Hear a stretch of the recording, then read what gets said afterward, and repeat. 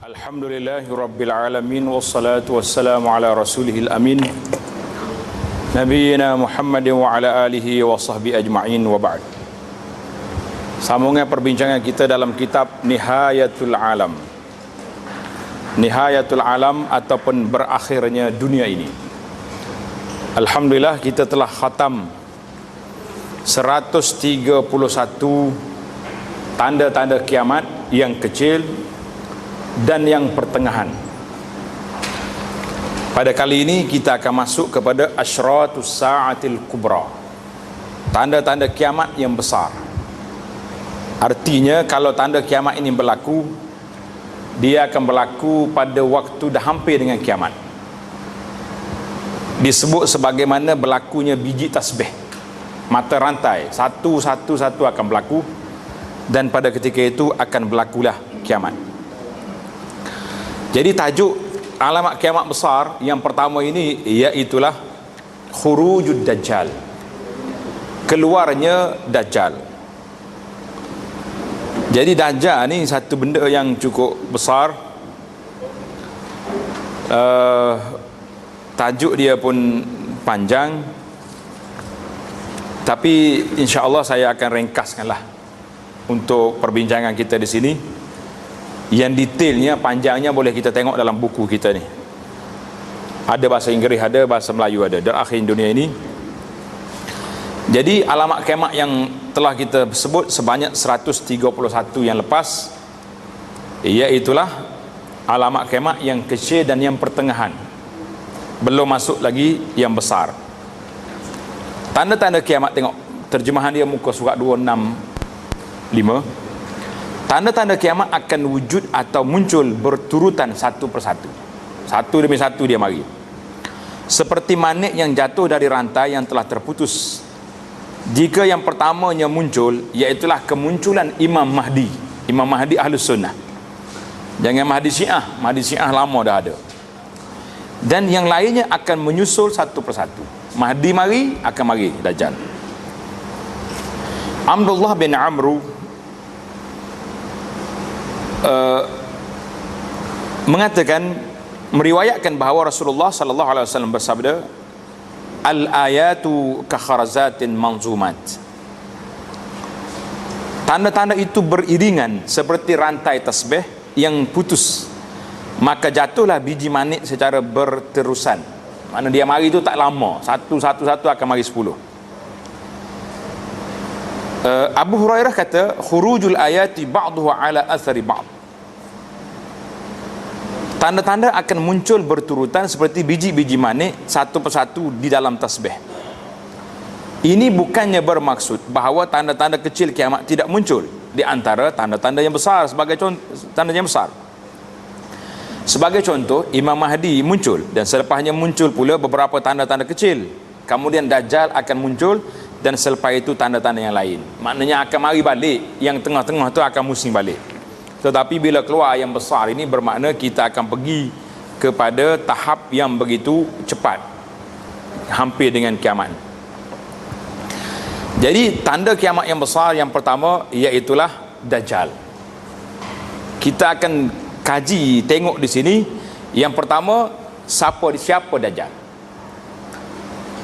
Yang kedua, adakah Dajjal telah wujud sekarang? Dajjal ada dah ke tak lagi? Yang ketiga, pernahkah sesiapa melihatnya sebelum ini?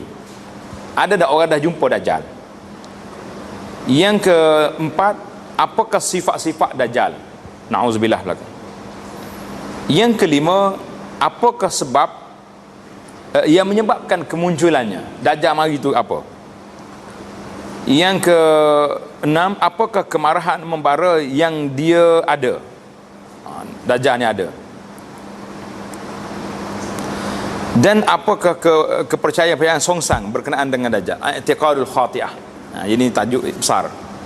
Baik, yang pertama kita akan pergi kepada tajuk siapakah Dajjal? Dajjal ni manusia ke apa benda jenis makhluk? Ini dia seorang anak Adam. Maknanya Dajjal ni manusia. Dajjal dari kalangan manusia, sebagaimana yang kita bincang nanti tentang Ya'juj wa Ma'juj. Kepadanya Allah kurniakan kebolehan luar biasa yang tidak akan dimiliki oleh manusia lain. Allah mengurniakan kebolehan itu kepadanya untuk menguji. Ini dia panggil hikmah. Dajjal mari ni Allah nak uji keimanan manusia. Hebat setara mana manusia. Nabi SAW telah mengingatkan kita agar jangan mengikut ajaran Sak Dajjal, dan baginda telah memberitahu kita tentang sifat-sifat fizikal dan kepribadian Dajjal. Kita akan tengok hari ini macam mana rupa dia. Kita akan membincangkan tentang Dajjal di sini kerana mengetahui tentang sesuatu itu adalah lebih baik. Jadi kalau orang tanya, dah Dajjal jahat ni buat apa? Duduk bincang hal dia. Jawab dianya, kita ambil sebagaimana Huzaifah ibn Yaman radhiyallahu anhu yas'al Rasulullah anis syarri makhafata an yudrikahu. Huzaifah dia pergi tanya Nabi benda-benda yang tak baik. Dia kata, aku bimbang takut benda yang tak baik itu menimpa ke atasku. Takut benda tak baik kena ke atas kita. Jadi kita belajar nak tahu benda tak baik ke benda yang baik. Allahu Akbar. Dajjal ini sebesar-besar fitnah. Nabi SAW takut Dajjal ini datang menemui umatnya, maka Nabi memberi peringatan supaya kita kenal Dajjal dan kita minta perlindungan dengan Allah Ta'ala daripada Dajjal. Tasmiyatuhu bil Masih Dajjal. Sebab apa Dajjal nama dia Al-Masih? Nanti kita jumpa dengan Nabi Isa, nama dia Al-Masih Isa bin Maryam. Dajjal juga nama Al-Masih sebab dia digelar Al-Masih kerana mata kirinya dipadamkan. Mamsuh maknanya tak ada. Dia bermata satu dan hanya boleh melihat dengan mata itu saja. Itu pandangan yang pertama. Waqila, ada juga yang mengatakan Al-Masih kerana dia akan menyapu, yamsah dunia, bermaksud dia akan pergi ke merata tempat dalam dunia. Dia boleh berjalan rata pindah. Ada juga yang mengatakan dia bergelar Al-Masih kerana sebelah mukanya tidak mempunyai mata ataupun kering. Dia digelarkan Dajjal. Dengar ni. Kenapa nama dia Dajjal? Kerana dia daripada perkataan Dajjal, bermaksud menggunakan tipu helah dan penipuan. Tipu helah atau penipuan adalah lebih buruk daripada berbohong. Bohong tu tipu satu, tapi ini tipu helah. Oleh itu dia adalah penyamar, pembohong dan penipu. Jadi ada orang kata hari ni, sebahagian daripada ulama menamakan ahli-ahli sihir ni dengan Dajjal. Tukar-tukar tipu ni, tukar-tukar telik ni digi nama dia Dajjal. Sebab apa? Sebab mereka menipu, tipu orang. Maza yadda'i Dajjal. Bila Dajjal mari, apakah dakwaan yang dia bawa? Dia bawa apa? Tengok. Dia mendakwa annahu rabbul alamin. Dia mendakwa dia ni Tuhan. Dia tulis penghulu dunia tu, tulis terjemahan dia rabbul alamin, artinya dia ni Tuhan pada alam ini. Ini dakwa dia. Dan akan menyeru manusia supaya beriman dengan dia. Sebab itulah Nabi SAW bersabda, innad dajjala a'war wa anna rabbakum laisa bi'awar. Dajjal a'war, buta sebelah mata. Allah Ta'ala tidak macam tu. Hadis ini dalam Bukhari. Kemudian ada satu cerita, nama dia Ibnu Sayyad. Ibnu Sayyad ni seorang kanak-kanak yang duduk di Madinah. Duduk di Madinah, seorang kanak-kanak ni Yahudi, nama dia Ibnu Sayyad. Jadi orang duk anggap Ibnu Sayyad ni Dajjal, sebab dia banyak benda-benda yang dia tahu. Jadi Nabi kita SAW pergi, kata di Umar pergi bersama dengan Nabi SAW pergi ke cari Ibnu Sayyad. Nabi kita jumpa dia sedang bermain-main dengan kanak-kanak. Ketika itu Ibnu Sayyad sudah hampir balik, maknanya umur dia hampir 15 tahun dah. Dia tak sedar Nabi datang. Nabi pergi tepuk belakang dia, pegang belakang Ibnu Sayyad. Nabi kata, atasyhadu anni Rasulullah. Ibnu Sayyad mengaku kepada aku Rasulullah. Ibnu Sayyad kata apa? Dia tak kata ya. Dia kata asyhadu annaka rasulul ummiyin. Tengok, aku saksi mu ni rasul kepada orang-orang ummiyin. Puak-puak orang tak reti baca ni, bukan aku. Tengok. Kemudian Ibnu Sayyad tanya Nabi SAW, atasyhadu anni Rasulullah, awak saksi ke aku Rasulullah? Dia balas balik soalan kepada Nabi. Nabi kata apa? Amantu billahi wa bi rasulih. Aku beriman dengan Allah, beriman dengan Rasul, bukan denganmu. Kemudian Nabi tanya dia, maza tara? Mu tengok apa? Apa yang kamu lihat? Ibnu Sayyad kata, ya'tini sadiqun wa kadhib. Mari kepada aku ni benda yang benar, benda yang dusta mari belaka. Faqala sallallahu alaihi wasallam, khullita alaikal amr. Mu ni bercampur ni. Otakmu ni bercampur, tak tahu apa yang mana yang betul, mana yang salah. Kemudian Nabi nak uji dia. Khabbatu laka khabian. Aku sembunyi dalam benda yang aku nak kata, aku tak kata. Apa dia ada? Ibnu Sayyad boleh jawab. Dia kata duh. Duh tu Nabi nak sembunyikan perkataan ad-dukhan, asap. Tapi dia tak boleh sebut khan, dia kata duh. Maknanya perkataan dia menunjukkan ada benda yang Nabi sembunyikan. Bila dengar macam ni, Nabi kata akhsa falan ta'du qadra. Mu ni termasuk dalam ahli-ahli nujum juga ni, ahli-ahli sihir yang boleh tahu benda-benda macam ni. Sebab syaitan dia beritahu pada dia. Faqala Umar kata zarni ya Rasulullah adribu unuq. Nabi kata, Umar kata, Rasulullah izinkan saya bunuhlah budak ni. Banyak masalah ni. Dajjal bukan Dajjal, tapi dia ada lubbis alaih. Kata Nabi SAW, kalau dia Dajjal, kamu tak mampu nak bunuh dia. Umar, kalau dia Dajjal, kamu tak mampu bunuh dia. Tapi sebab Allah dah beritahu Dajjal akan keluar di akhir zaman.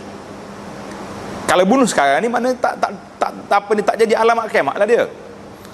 Wa illa yakunhu, kalau dia bukan Dajjal, la khaira fi qatlihi, tak ada faedah kita bunuh dia. Jadi hadis ni panjang, diriwayat oleh Imam Muslim. Dan ada lagi lah satu cerita lain lagi, cerita Ibnu Safi juga, Ibnu Sayyad juga. Yang pentingnya Ibnu Sayyad ni bukan Dajjal. Cuma dia ni ada benda, maknanya syaitan beritahu pada dia benda-benda yang dia boleh tahu sebahagian daripada benda gaib yang diberitahu oleh syaitan. Baik. Tengok ni pendapat yang sahih was sahih. Dalam cerita ini muka surat 272 tu. Was-sahihu min aqwali ahli al-ilmi anna ibn Sayyad hadza laisa huwa al-masih. Ibnu Sayyad di sini bukan Dajjal. Yang pentingnya kita kata dia bukan Dajjal, tetapi dia ni termasuk dalam ciri-ciri Dajjal yang dia ada kahanah, ada tilikan, ada nujumnya, yang dia boleh beritahu sebahagian daripada benda-benda yang pelik macam ni. Baik, itu cerita Ibnu Sayyad. Kemudian kita pergi kepada cerita Al-Hikmah. Kenapa Allah SWT tak sebut Dajjal dalam Quran, sedangkan Dajjal ni satu fitnah yang besar. Nabi SAW memperingatkan umatnya daripada fitnah Dajjal. Tapi Allah Ta'ala tak sebut dalam Quran secara direct. Dia sebut alamat lain. Contohnya bulan terbelah, iqtarabatis sa'atu wan syaqal qamar, keluarnya Ya'juj wa Ma'juj dalam suratul Kahfi, suratul Anbiya, hatta iza futihat Ya'juj wa Ma'juj. Tapi Dajjal tidak disebut. Apakah hikmah Dajjal tidak sebut dalam Al-Quran? Ada pandangan beberapa cerita di sini. Ada yang mengatakan ketika Nabi SAW baca ayat Quran surah Al-An'am ayat 158 ni, yauma ya'ti ba'du ayati rabbika la yanfa'u nafsan imanuha lam takun amana min qablu, kata Nabi SAW, salasun idza kharajna, tiga benda kalau dia keluar tak ada lagi manfaat iman pada ketika itu, iaitulah khuruj Dajjal. Jadi ayat Nabi kita tafsir keluarnya Dajjal dengan ayat ini, dengan keluarnya Dajjal, keluarnya hayawan yang besar daripada bukit, dan naiknya matahari dari sebelah barat. Jadi tiga ni. Yang kedua, ada isyarat dalam Quran tentang nuzul Isa bin Maryam. Wa inna min ahli kitab illa la yu'minan nabihi qabla mauti. Jadi Nabi Isa bila turun, hadis yang sahih mengatakan bahawa Nabi Isa yang akan membunuh Dajjal. Jadi ada dimnan, isyaratan wa dimnan, tapi tak ada ayat yang menyebut secara direct kenapa Dajjal itu tidak disebut Dajjal tidak disebut dalam Al-Quran.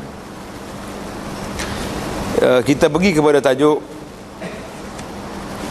hadis-hadis yang menandakan kemunculan Dajjal, dan dia salah satu daripada tanda kiamat. Kena laju sikit lah, tukar muka surat 274. Iaitulah hadis Huzaifah Al-Ghifari radhiyallahu anhu. Nabi sallallahu alaihi wasallam bersabda, inna sa'ata la taqum hatta takuna 10 ayat. Kiamat tidak akan berlaku sehingga timbulnya 10 tanda. Keluarnya dukhan, asap, Dajjal, Dabbah, tulu' asy-syamsi ila akhir. Nah, ini tanda dalam hadis yang sahih dalam Muslim bahawa Dajjal itu disebut dalam hadis Nabi sallallahu alaihi wasallam. Dan tajuk yang seterusnya, Dajjal adalah fitnah terbesar yang akan muncul di atas bumi. Dajjal adalah merupakan fitnah yang paling besar yang akan keluar di atas muka bumi ini alal itlaq. Mana dalilnya? Hadis Imran bin Husain, anna Nabi sallallahu alaihi wasallam qala ma baina khalqi Adam ila qiyamis saati, tidak ada benda yang diciptakan daripada zaman Nabi Adam sampai ke hari kiamat masuk makhluk yang besar daripada Dajjal. Jadi satu pekerjaan yang besar fitnahnya daripada Dajjal. Hadis ini Muslim. Dalam hadis yang lain, Nabi sallallahu alaihi wasallam sebut, inni la unzirkumu, aku nak beri amaran kepada kamu. Tidak ada nabi-nabi kecuali mereka akan beri amaran kepada umat masing-masing.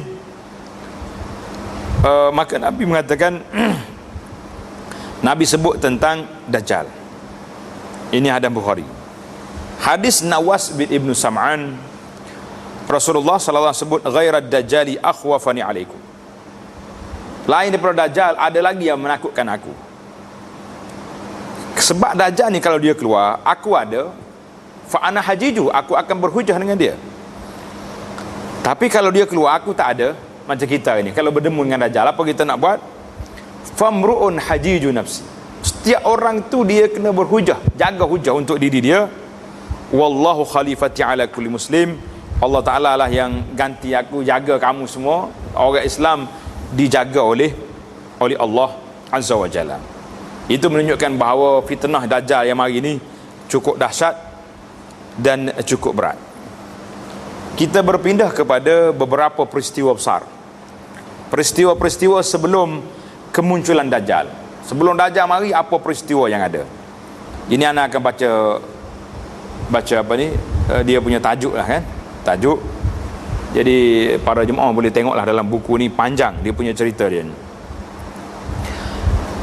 Nafi' bin Utbah bin Abi Waqqas beritahu radhiyallahu anhu, kata, taghzuna jaziratul Arab, kalian akan berperang melawan Jaziratul Arab, sebenarnya tanah Arab, dan Allah berikan kemenangan kepada kamu. Kemudian memerangi Parsi, dan kamu akan menang. Kamu akan memerangi Rom, Bizantin, kamu akan diberi kemenangan oleh Allah. Dan kamu akan berperang melawan Dajjal, Allah juga memberikan kemenangan untuk kamu. Ini Dajjal pun kita akan menang. Maksudnya tempat di mana Dajjal berada dan orang-orang yang bersama dengannya, semuanya akan dimenangi oleh orang Islam. Jadi apa yang berlaku? Kata Muaz radhiyallahu anhu,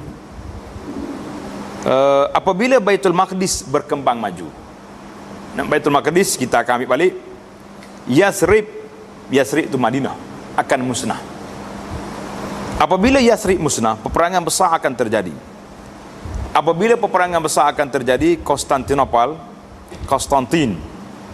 Istanbul ni akan ditakluk. Dan apabila Konstantin ditakluk, Dajjal akan muncul. Jadi hadis-hadis ni telah dibincang dalam peristiwa-peristiwa yang lepas. Jadi kesimpulan dianya, sebelum kemunculan Dajjal, banyak peperangan antara orang Islam dan Kristian Rom akan berlaku, dan orang Islam akan menang. Jadi kita dah bincang tajuk ni dengan lepas.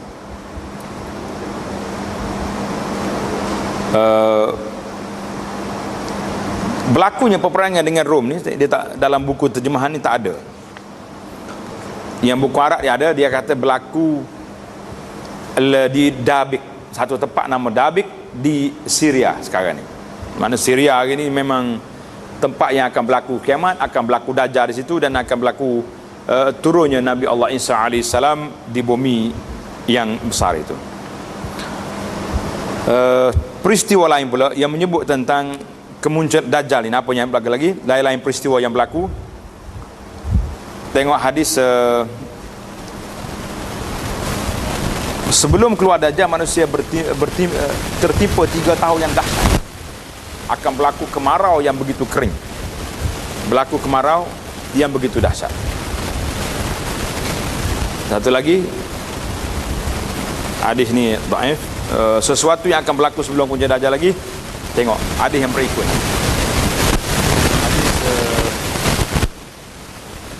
Rashid bin Sa'ad, apabila istakhri ini dalam kajian yang saya waktu anak buat tesis tentang Abu Sa'id Istakhri itu, kita duk cari di mana ke negara Istakhri. Istakhri ini salah satu daripada bandar di Iran, bandar di Iran. Apabila bandar ini ditawan, orang bersiap Dajjal akan muncul. Jadi orang akan kata Dajjal qad kharaj. Sa'ad bin Musamah, As-Sa'd bin Musamah bertemu mereka dan berkata, jika kau tidak berkata begitu, aku tak akan beritahu kau yang aku terdengar Rasulullah bersabda. Nabi kata apa? La yakhrujud Dajjal hatta yushilun nas an zikrihi. Dajjal tidak akan muncul sehingga manusia terlupa tentang dia. Orang tak bincang tentang Dajjal lagi dah. Ya tanasawna zikra Dajjal pada waktu itu. Dan sehingga imam berhenti bercakap mengenainya di mimbar.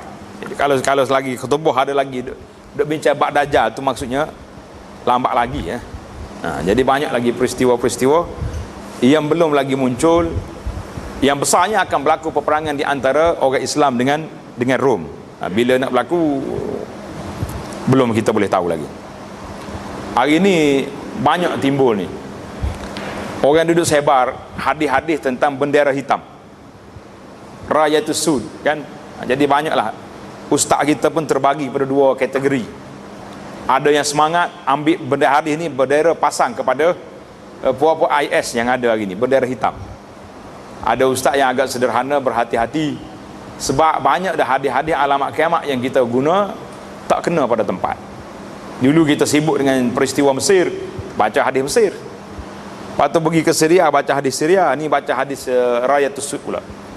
Jadi masalah di zaman dah, walaupun Dajjal besar tak muncul lagi, tapi kita kena ingat ni, Nabi sebut tadi ciri-ciri Dajjal, penipuan itu berlaku banyak.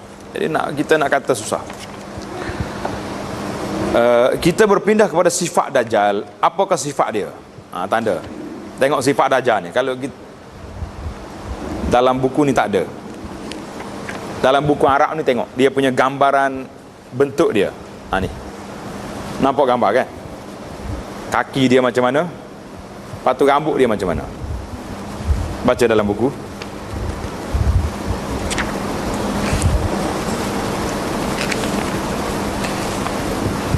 Dia seorang yang rendah dan berjalan mengangkang. Jalan tak stabil. Tengok kaki dia terbuka tengah. Dia berambut ekal, tidak halus dan tidak lurus. Rambutnya lebat, matanya sebelah, dan ia terbonjol keluar dan kelihatan seperti buah anggur. Jangan pula bila ada budak lagu ni kita nak ambil Dajjal keluar ni. Nyanyi ke mak budak tu. Macam mana? Dia bermata sebelah dan mata kirinya tidak berfungsi. Kulitnya putih, dahinya luas, tertulis di antara matanya huruf kaf, fa, ra. Ada atas mata dia tulis kaf, fa, ra. Mana kafir orang ni. Setiap orang beriman akan dapat membacanya, sama ada dia boleh membaca atau buta huruf. Orang yang tak kerti baca pun kena juga. Jadi kena ajar juga anak-anak kita ni belajar tulis Jawi ni. Nanti mari Dajjal tak kerti nak ejak kan susah. Tapi dalam kitab ni kata orang yang tak boleh baca pun kena kafara. Kafara jangan tulis lagu tu. Dia mandul dan tak mempunyai anak. Nasib baik. Kalau ada anak Dajjal lagi pula, lagi berat kita dah. Dajjal sekon ni pun tak mampu nak lawan dah. Kalau ramai lagi berat kita, kan? Berat tidak? Daripada gambaran yang di atas, sebagai kesimpulan, kita boleh mengatakan bahawa Dajjal ialah seorang yang pendek, kenek dia, berbadan besar dan berkepala besar, kedua-dua matanya cacat, mata kanannya buta dan kelihatan seperti buah anggur, dan mata kirinya ditutupi kulit. Mana mata dia sebiji, tak ada. Yang kedua, dia mempunyai rambut ekal yang lebat, kulit putih, kelangkangnya luas, dan di antara matanya ada tertulis perkataan kafara. Jadi kalau tengok orang mata sebelah, kalau tak ada kafara tu jangan duduk lari lah. Nah, dia kata, ni Dajjal, ni susah hati pula kita. Jangan main-main, jangan duduk gurang orang tak terpasar. Baik, di manakah Dajjal akan keluar? Dajjal akan keluar ini mengikut Abu Bakar berkata, Sayyidina Abu Bakar ni, Rasulullah sallallahu alaihi wasallam bersabda, "Inna Dajjal yakhruju min ardin bil masyriq." Dajjal akan keluar di sebelah negeri sebelah timur yang bernama Khurasan. Khurasan duduk mana? Ni, satu bandar di Iran. Dia nak pergi ke gitu. Alah ke tempat Iran sekarang ni. Dan tenteranya terdiri dari orang yang berwajah seperti perisai yang telah dipalu tukul. Jadi orang pengikut-pengikut dia pula, tentera dianya orang yang muka bulat. Bahaya ni. Nanti kita tengok gambar muka bulat lagu mana.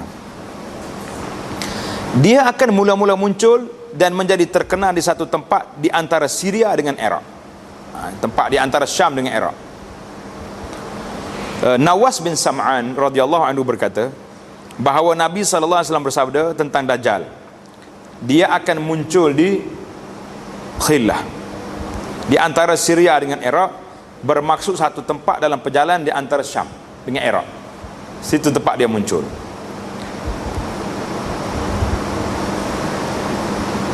Satu lagi kisah, dia panggil kisah Al-Jassasah. Jassasah ni apa? Dia ke Dajjal. Ini satu cerita ni panjang. Kita baca sepintas lalu dalam buku kita ni, sebab menarik ni cerita Jassasah ni. Daripada Amir bin Syarahil Asy-Sya'bi rahimahullah, dia kata, dia tanya Fatimah binti Qais, "Ya Fatimah, cerita kepada saya satu hadis yang puan dengar daripada Nabi SAW. Jangan sandar kepada orang lain, yang awak dengar sendiri." Sedap juga soalan dia tu. Kata Fatimah, "Kalau kau mahu, aku akan ceritakan. Mu nak dengar ke?" Aku cerita. Fatimah berkata, "Aku dengar suatu suara Bilal.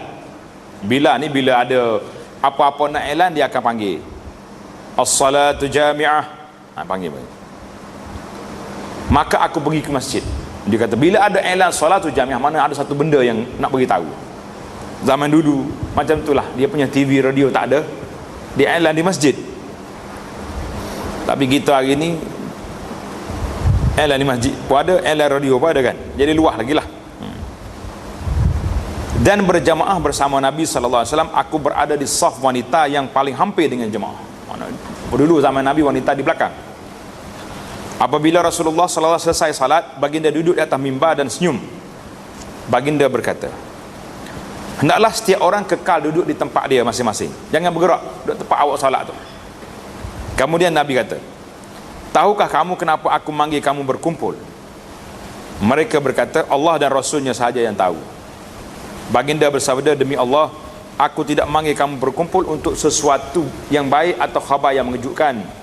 Tapi aku panggil kamu berkumpul kerana Tamim Ad-Dari, yang seorang Kristian datang dan mengangkat sumpah setia." Ini cerita Tamim Ad-Dari ini, asalnya dia Kristian, Nasara. Dia mari jumpa Nabi sallallahu alaihi wasallam.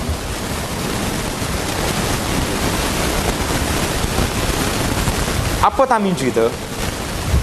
Dia memberitahu aku akan sesuatu yang tidak bercanggah dengan apa yang aku telah beritahu kamu tentang Dajjal. Mana Tamim cerita ke Nabi satu benda yang Nabi kata sama dengan aku cerita.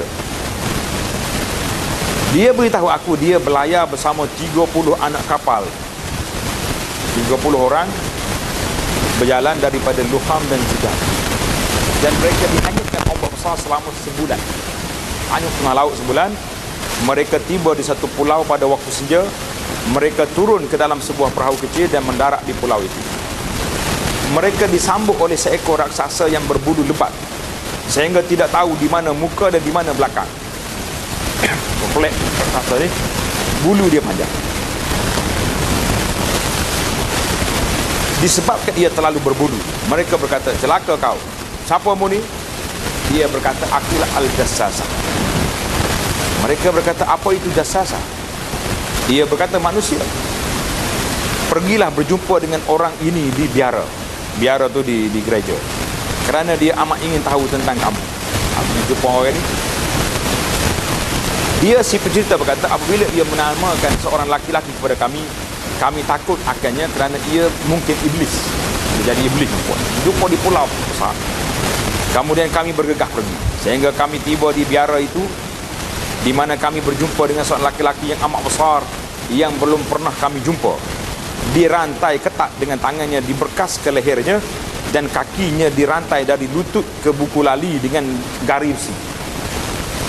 Kami berkata, celaka kau. Siapamu? Dia berkata, tidak lama lagi kamu akan tahu tentang aku. Biarlah beritahu aku siapa kamu. Kamu siapa ni? Mari sini. Kami berkata, kami berasal dari Arab yang berlayar di atas sebuah kapal, tetapi laut bertukar menjadi bergelora dan ombak telah menghanyutkan kami selama sebulan, kemudian membawa kami ke pulau ini. Kami mengayuh perahu dan mendarat di pulau ini. Kami disambut oleh seekor raksasa yang penuh bulu, dan kami tidak tahu di manakah depannya, di manakah belakangnya. Lalu kami berkata, wailat, mana celakamu ni? Apakah kau? Ia menjawab, akulah Al-Jassasa. Mana dia kata dia tu Jassasa. Kami berkata, apakah Jassasa tu? Jassasa tu apa benda? Dia berkata, pergilah berjumpa dengan laki-laki ini di biara kerana dia amat ingin tahu tentang kamu. Maka kami bergegas berjumpa kau, dan kami lari daripadanya kerana kami tidak pasti yang ianya bukan iblis ke apa dia. Boleh jadi dia tu iblis, pelik ni dengan bulu panjang apa ni. Kemudian laki-laki yang kena rantai tadi berkata, beritahu aku tentang pokok-pokok di kurma di Bisan. Pokok kurma di Bisan apa cerita? Kami berkata, apa yang kau tahu tentangnya? Dia berkata, aku bertanya sama ada pokok itu dia mengeluarkan buah. Kami kata, ya, sedang berbuah. Kata dia orang ni, tidak lama lagi pokok-pokok itu akan berhenti berbuah. Jadi banyaklah soalan-soalan dia tanya. Kemudian akhir sekali dia tanya tentang Nabi. Beritahu aku tentang Nabi yang buta huruf, apa yang dia telah lakukan. Maknanya maklumat dia tu walaupun dia dirantai, ada benda yang dia tahu sampai ke Nabi. Kami berkata, dia telah meninggalkan Mekah dan menetap di Madinah. Dia berkata, adakah orang-orang Arab menentangnya? Kami berkata, ya. Dia berkata lagi, bagaimana dia menangani mereka? Kami beritahu dia yang Nabi SAW telah mengalahkan orang Arab di kawasan yang berhampiran, dan mereka telah mematuhi Nabi SAW. Kata orang ni, adakah ia benar-benar telah berlaku? Kami kata, ya, sudah berlaku apa yang disebut. Dia berkata, jika benar, maka itu lebih baik bagi mereka yang mereka patuh kepadanya. Sekarang aku akan beritahu kamu tentang diriku. Jadi orang ni kata, akulah Dajjal, ana ad-Dajjal, dan tidak lama lagi aku akan diberi kebenaran untuk keluar. Tengok, ini tahun bila ni? Zaman sahabat lagi, zaman dulu lagi. Maka aku akan keluar dan mengembara ke muka bumi, dan aku tidak akan meninggalkan mana-mana bandar, tetapi aku akan menetap selama 40 malam, kecuali Mekah dan Taibah, Madinah. Kedua-dua bandar ini diharamkan untuk aku. Setiap kali aku coba memasukinya, satu daripadanya aku akan dihalang oleh malaikat yang membawa pedang, dan akan menghalang laluanku, dan pada setiap jalan akan mendapat malaikat menjaganya. Jadi benarlah hadis Nabi kata, Dajjal tak boleh masuk di Mekah dan Madinah. Fatimah berkata, sambil memungkul tongkatnya pada mimbar, Rasulullah bersabda, ini adalah Taibah. Nabi kata, hadhihi Taibah. Nabi sebut pada Madinah ni, hadhihi Taibah, hadhihi Taibah, hadhihi Taibah. Ini Taibah.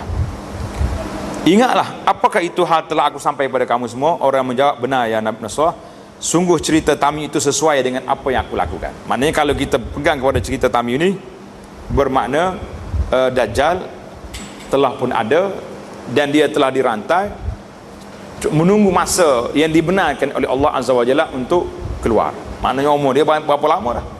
Daripada zaman Nabi dulu sampai hari ini sudah 1400 tahun. Panjang umur. Tak pelik lah. Memang Dajjal ni manusia pelik. Jangan duk kata panjang umur teh. Panjang umur macam mana? Dia sendiri itu manusia ajaib. Benda yang ajaib. Cuma ada orang kata Dajjal duduk di segitiga Bermuda. Aneh. Musallas Bermuda dalam bahasa Arab. Segitiga Bermuda dan kaitannya dengan Dajjal. Jadi cerita tentang kaitan Bermuda ni tuan-tuan baca sendirilah, baca sini ni. Bagaimana dia punya graviti, macam mana bila tarikh berlakunya kapal-kapal kepunyaan Amerika yang tenggelam di sini. Kita lompat ya, pergi kepada cerita lain. Tak payah duk cerita Bermuda lah. Nanti ada orang kait pula dengan MS-370 pun. Ni ada dah orang yang buat cerita baru pula. Dia kata Dajjal berpindah dah. Baru keluar dalam internet pun. Siapa dia yang ada maklumat? Dia kata dah berpindah daripada segitiga Bermuda tempat lain pula. Ada ingat tak? Kau tak baca? Kita ni kat sampah saja. Siapa jam telefon saya nyata orang. Susah kan? Kata saya pun tak kita tengok macam mana saya nak sah kan. Baik. Pindah kepada 288. Irhasat qabla khurujid Dajjal. Irhasat mana tanda-tanda yang kemunculan Dajjal amat hampir. Apa tanda dia? Yang pertama, qillatul Arab. Bangsa Arab akan jadi kecil. Bangsa Arab jadi tak ramai. Yang kedua, al-malhamah. Perang besar berlaku dan penaklukan kota Konstantinopel. Kota Konstantin makna kota Istanbul. Jadi Istanbul ni akan jatuh lagi. Bila wallahu alam, jadi orang kita akan ambil balik. Yang ketiga, penaklukan. Banyak al-futuhat. Orang-orang Islam akan menang balik. Yang keempat, inhibasul qatar wan nabat, tiada hujan dan tumbuh-tumbuhan. Jadi sebelum Dajjal mari, tadi berapa tahun dia, dalam hadis kita sebut tadi 3 tahun akan berlaku kemarau. Yang kelima, kasratul fitan. Banyaknya fitnah, banyak dugaan. Ini kita dah baca dalam CD-CD yang lepas, iaitulah di antaranya fitan ahlas, sara, banyak dugaan. Bercerita dugaan panjang lebar sehingga benda sebut al-ahlas, dugaan yang panjang dan berat. Dan ad-duhaima. Ad-duhaima ni satu fitnah yang tak ada orang selamat. Dalam rumah dia masuk, dalam masjid dia masuk, dalam apa dia masuk. Kita dah bincang dalam siri yang lepas ketika bincang tentang fitnatul duhaima di tanda kiamat yang ke-100 baru ni. Ingat tak? Ada sebahagian ustaz pendakwah kita ni, tapi itu bukan satu benda yang qat'i. Salah satulah ana sebut beberapa kali dah, di dalam kita membincang tentang alamat kiamat, jangan duk pasang, duduk yakin inilah dia lah. Cuma dia kata fitnatul duhaima ini, dia kata satu fitnah yang akan masuk dalam rumah orang. La tada'u ahadan min hazil illa latamathu latmatan. Tak ada seorang pun mesti akan kena dari kalangan umat ini. Jadi kata di sebahagian daripada pendakwah hari ini, dia kata di antara duhaima itu iaitulah fitnah internet hari ini. Boleh kata kena belaka. Dulu kalau masuk muzik dalam masjid, hoi, berambak dengan Pak Imam. Betul tak? Hari ini siapa orang masuk muzik dalam masjid? Pak Imam buat masuk. Dia lupa nak silent telefon, dia tengah Allahu Akbar dengan lagu Hindustan pula. Pening sekali dengan anak makmum. Bukan sekat Pak Imam pening. Jadi sudah. Jadi fitnatul duhaima ni jarang orang selamat. Masuk dalam rumah kita, masuk dalam, dulu kalau orang nak tengok benda-benda yang 18 lucah ni, terpaksa kena pergi cari sana sini. Hari ni dah masuk di ujung jari kita. Sambil-sambil duk cari ceramah ustaz YouTube, keluar benda lain. Allahu Akbar. Ini bukan. Yang ke seterusnya, khuruj salasuna kazzab. Keluar 30 orang pendusta. Jadi ini semua di antara irhasat ataupun dia panggil tanda-tanda Dajjal nak mari. Baik, bagaimana keluar Dajjal? Kaifa yakhrujud Dajjal? Kita telah melihat hadis yang diriwayatkan oleh Tamim Ad-Dari tadi, mencerita tentang Dajjal dan Al-Jassasah. Dajjal sedang dikurung sehingga sekarang di suatu pulau di lautan. Mana Bermuda, segitiga Bermuda ke, di lautan Hindi ke, wallahu alam, jangan dulu cari. Dan hidup sezaman Rasulullah sallallahu alaihi wasallam. Dia seorang laki-laki yang besar badannya dan dilihat oleh Tamim Ad-Dari dan 30 orang yang lain. Dia nampak Dajjal dirantai dan berbulan dan perbualan tercetus antara orang-orang itu dengan Dajjal. Dia memberitahu mereka bahawa dia Dajjal dan dia akan keluar pada satu hari kelak kerana satu detik kemarahannya. Maksudnya dia akan meneraikan rantai dan keluar. Bila dia nak marah, dia akan rabut dia punya rantai dan dia boleh keluar pada ketika itu. Sebab-sebab kemunculan Dajjal, macam mana dia keluar? Jadi keluar dianya, kata dalam hadis yang ada di sini, hadis ini Ibnu Umar berkata, aku bertemu dengan Ibnu Sayyad tadi di satu jalan Madinah, dan aku berkata sesuatu yang membuat dia marah. Dia amat marah, yang jalannya disekat. Ibnu Umar berjumpa Hafsah binti Umar yang telah mendengar kisahnya, dan dia berkata kepada Ibnu Umar, semoga Allah mengasihi kau. Apa yang kau tahu daripada Ibnu Sa'id? Tidakkah kau tahu Rasulullah SAW bersabda, dia keluar hanyalah kerana satu amarah yang dia rasakan. Jadi bila dia nak marah, dia akan rentak, dia akan keluar. Jadi sifat Dajjal ni sur'atuhu fil ardi, mana dia berjalan cepat atas muka bumi. Nabi SAW pernah ditanya tentang kelajuan Dajjal. Dajjal mengembara ke seluruh dunia. Baginda bersabda, seperti awan yang dibawa angin. Laju dia, boleh jadi dia ada jet ke dia sendiri itu jet. Apa yang dimaksud di sini ialah Dajjal akan mengembara dengan cepat seluruh dunia. Jabir berkata bahawa Nabi SAW, Dajjal muncul pada waktu yang tidak berperang kepada agama dan tidak yakhruja fi hufratin minad din, khiffatin minad din. Orang tak berpegang dengan agama, bukan berperang, itu berpegang. Wa idbaru minal ilm, idbaru min amananya tak ambil hirau dengan ilmu lagi, mana tak mengaji mana manusia itu. Dan pada zaman Dajjal ada 40 hari, yang mana satu hari terasa bagaikan setahun, lama. Ada satu hari yang terasa bagaikan sebulan, ada satu hari yang terasa satu minggu, kemudian hari-hari berikutnya seperti hari biasa. Dia mempunyai 40 seekor keldai yang jarak antara dua telinganya panjang 40 hasta. Panjang ceritanya. Baik. Jadi yang pentingnya Dajjal ni dia boleh berjalan pergi sana sini dengan begitu cepat. Kita pergi kepada tempat-tempat yang Dajjal akan pergi. Dajjal akan pergi ke mana? Jadi kata Nabi SAW, tidak ada negeri, tempat kecuali Dajjal semuanya boleh masuk, kecuali Mekah dengan Madinah. Mekah Madinah tak boleh. Jadi bila dia mari kat sempadan tanah haram Mekah, malaikat jaga. Tadi kan dia cerita tadi, aku tak boleh masuk Mekah. Dajjal cerita kepada Tamim tadi. Kemudian bila pergi Madinah sama juga tak boleh masuk.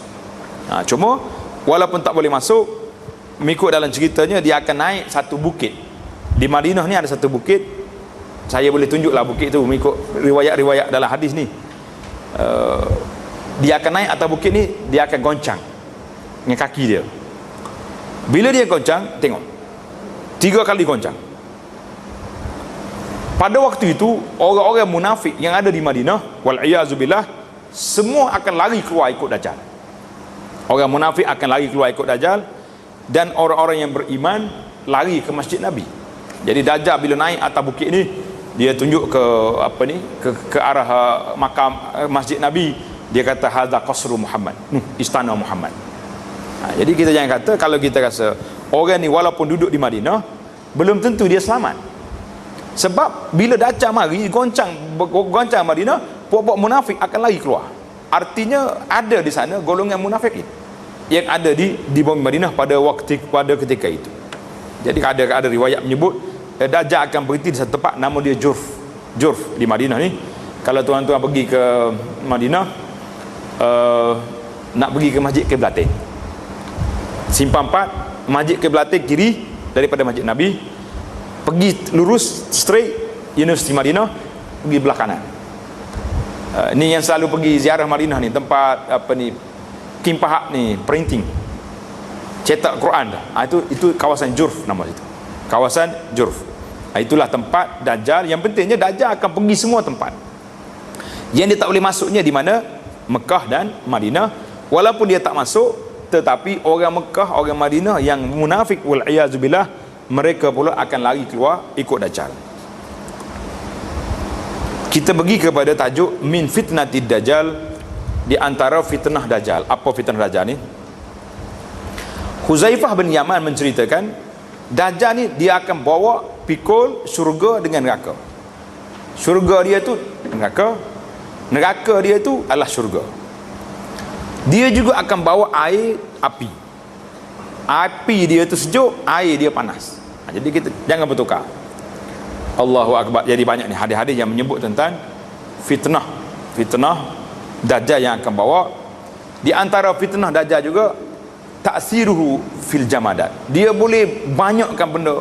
Contohnya kambing ni. Tengok kambing. Kambingmu ni sekarang ni beranak, keluar anak. Pokok-pokok suruh berbuah, boleh berbuah. Allahu Akbar. Dan kalau orang tak percaya dengan dia, dia kata, mu nak tengok ayahmu, nak tengok bapakmu. Baik, dia panggil ayah dia bangun. Anak, inilah Tuhan kita. Oh, tengok, habis. Jadi dahsyat fitnah dia.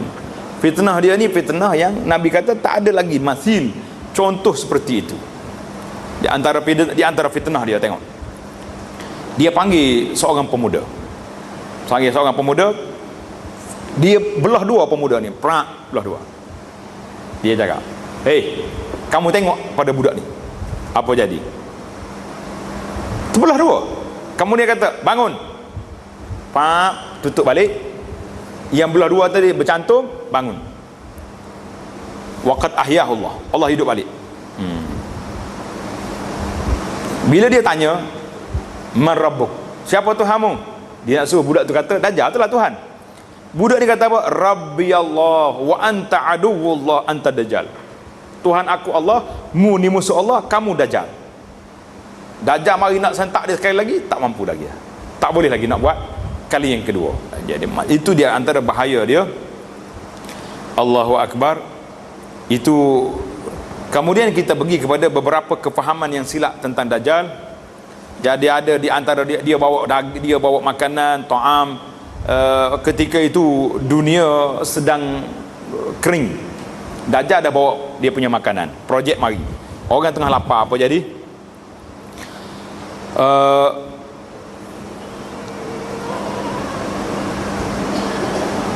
Jadi dia bawa bukit daripada khubus ni makna roti, mana makanan dia bawa banyak. Itu semua tu di antara fitnah. Mas'ala Rasulullah sallallahu alaihi wasallam ahadin an Dajjal akthar mimma sa'altu anhu. Tak ada orang tanya tentang Dajjal lebih pada aku tanya, kata Mughirah bin Syu'bah. Allahu Akbar. Jadi mereka menganggap dia ni ada air, ada qala Nabi huwa ahwanu 'ala Allah min zalik. Allah Taala lebih mudah lagi nak jatuhkan, nak beri pada Dajjal sedemikian. Kemudian kita pergi kepada benda yang bahayanya. Siapakah pengikut Dajjal? Atba'ud Dajjal. Siapa dia pengikut Dajjal? Tidak diragu-ragu lagi, pengikut Dajjal iaitulah orang yang tidak mengenali Allah, tak belajar akidah betul-betul. Di antara pengikut Dajjalnya, kata Anas, yatba'ud Dajjal min Yahudi Asfahan. Yahudi di Iran akan ikut Dajjal 70,000 orang. Alaihimut tayalisah, mereka itu pakai dia punya tayalisah. Tayalisah ni pakaian Yahudi pakai, tudung dia tu. Kemudian sebab apa Yahudi ni ramai pengikut Dajjal? Jawab dia, kerana di antara akidah Yahudi mengatakan Dajjal itulah Al-Masih, Dajjal itulah Nabi Isa. Kemudian pengikut Dajjal juga iaitulah orang kafir dan orang-orang munafikin. Sebagaimana dalam hadis Nabi kita kata Dajjal tak boleh masuk di tanah haram tadi. Dan pengikut-pengikut orang-orang yang jahil di kalangan orang-orang Badui yang tidak belajar, mereka ini juga ada. Dan yang ramai juga pengikut Dajjal ini wal'iyazubillah orang-orang perempuan. Ini jaga hati-hati orang perempuan. Kata Nabi, fayakun aktsaru man yakhruju ilaihi nisa. Ramai orang perempuan akan pergi ikut Dajjal. Sehingga orang laki-laki pada waktu itu ikat isteri dia, anak-anak dia, takut lari pergi ikut Dajjal wal'iyazubillah. Allahu Akbar.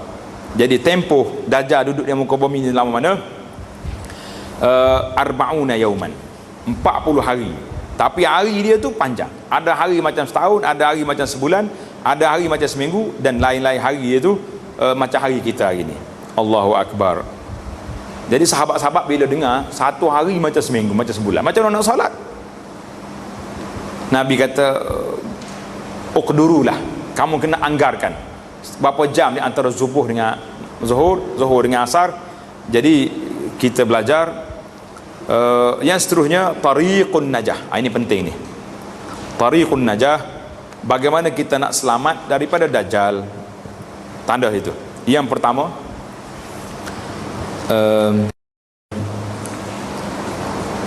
tengok dalam kertas kita ni, muka surat 302. Yang pertama sekali, jauhkan diri daripada nak jumpa dajjal. Jangan jumpa dajjal. Kalau dengar dajjal mari, lari, jangan ikut dia. Itu yang pertama. Masalahnya nyepak lagi nak ikut dia. Yang kedua, al-istighasatu billah, minta pertolongan dengan Allah Azza wa Jalla supaya Allah Ta'ala bantu kita, jangan dibala kita dengan bertemu dajjal. Yang ketiga, ma'rifatu asma'illahi wa sifatihi, mengenali nama-nama Allah dan sifat Allah. Nabi kata dajjal ni mata sebutih, satu sebiji, wa rabbakum laisa bi a'war, Allah Ta'ala Tuhan kamu bukan macam tu. Ini munazzahun 'anil uyub, Allah Ta'ala bersih daripada segala keaifan. Jadi laisa kamitslihi syai'un, tidak ada bandingan Allah dengan mana-mana sifat makhluk, tak ada. Yang keempat, qira'atu fawathi suratul kahfi. Banyaklah baca 10 ayat daripada surah Al-Kahfi. Dalam hadis Nabi kata, siapa dia hafal 10 ayat daripada surah Al-Kahfi, dipelihara daripada dajjal. Bacalah. Jadi hari ni sibuk ni, di antara sibuknya orang duk kata banyak Quran ni hilang surah Al-Kahfi, hilang 10 ayat depan surah Al-Kahfi dah hilang. Jadi tak tahulah macam mana, banyak sangat cerita-cerita yang pelik-pelik zaman kita ni. Saya pun tak mampu nak mengulas tajuk ni. Yang pentingnya Quran tu banyak lagi, surah Kahfi ada. Yang dia nak isbat bahawa dajjal dah tarik Al-Quran tu, sampai surah Al-Kahfi pun tak ada. Jadi kita kalau takut dajjal ambil surah Kahfi ni, kena hafal cepat-cepat lah. Jangan sampai Quran dah hilang baru nak hafal, kan? Dalam hadis Nabi kata, man adrakahu minkum falyaqra alaihi fawatiha suratul kahfi. Siapa dia sempat jumpa dengan dajjal, hendaklah dia baca permulaan surah Al-Kahfi. Alhamdulillahillazi anzala ala abdil kitab. Ingatlah. Yang ke berapa tadi? 7. Baca semua surah Kahfi, baca belakang. Siapa dia baca surah Kahfi ni, kalau jumpa dengan dajjal, dajjal tak mampu nak tawan kita, insya-Allah. Jadi kena baca lah, sentiasa baca. Yang ke seterusnya, berlindung di 2 tanah haram. Ini pun tak selamat. Kalau mari dajjal, kalau munafik, lari juga ke dia. Yang terakhir, yang sini juga, ini kita kena buat tanda sini. Tanda yang terakhir ni, muka surat 306 tu, iaitulah minta perlindungan Allah Ta'ala daripada fitnah dajjal di akhir salat. Nabi kita ajar, adakan kertas kita tu, bagi satu seorang, ini doa perlindungan daripada dajjal tu. Kertas kuning tu dapat dah, baca doa di akhir salat. Tengok di belakang tu, doa akhir salat kita, apa dia, Allahumma, ikut sekali kita nak minta perlindungan dajjal, jangan benar dia mari. Allahumma inni a'udzubika min azabin nar wa min azabil qabri wa min fitnatil mahya wal mamat wa min fitnatil masihid dajjal. Jadi riwayat tu berbagai, ada tukar-tukar. Allahumma inni a'udzubika min azabi jahannam wa min azabil qabri wa min fitnatil mahya wal mamat wa min fitnatil masihid dajjal wa min syarri fitnatil masihid dajjal. Semua riwayat itu menyebut tentang dajjal. Jadi Nabi kita suruh minta berlindung di akhir salat kita, iaitulah minta berlindung dengan Allah daripada azab neraka, azab kubur, fitnah hidup dan mati, dan fitnah Masih Dajjal. Hadis ini muttafaqun alaih.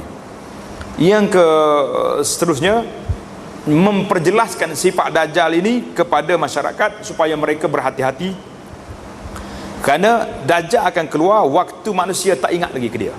Tengok dalam hadis tadi, dia kata Dajjal akan keluar waktu an-nas nasau, apa ni, tak ingat lagi ber Dajjal, dia akan mari.